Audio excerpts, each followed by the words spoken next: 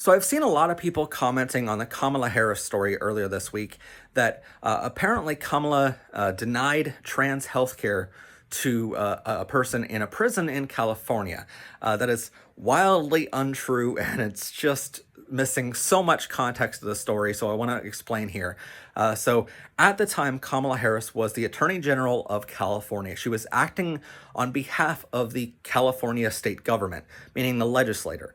According to the law, she has to uphold whatever the legislator writes into law.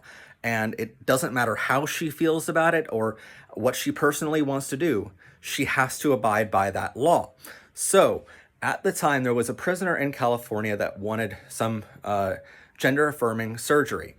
And the state government said, no, that should be on the person's personal health care or out-of-pocket costs to cover that surgery. They didn't deny that person getting gender-affirming surgery.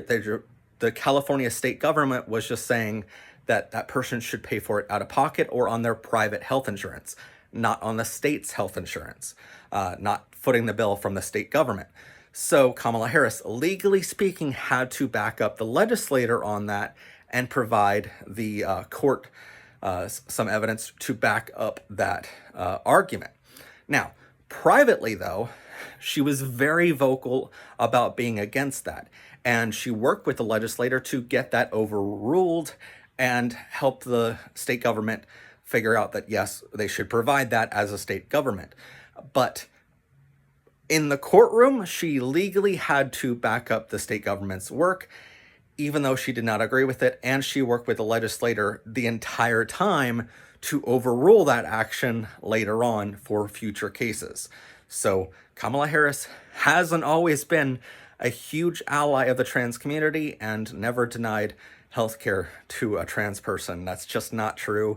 Legally speaking, the state of California did, but then they ultimately overruled it later thanks to Kamala Harris. So there's the facts of the day, and I hope that helps. Much love and rainbows, Professor Pride.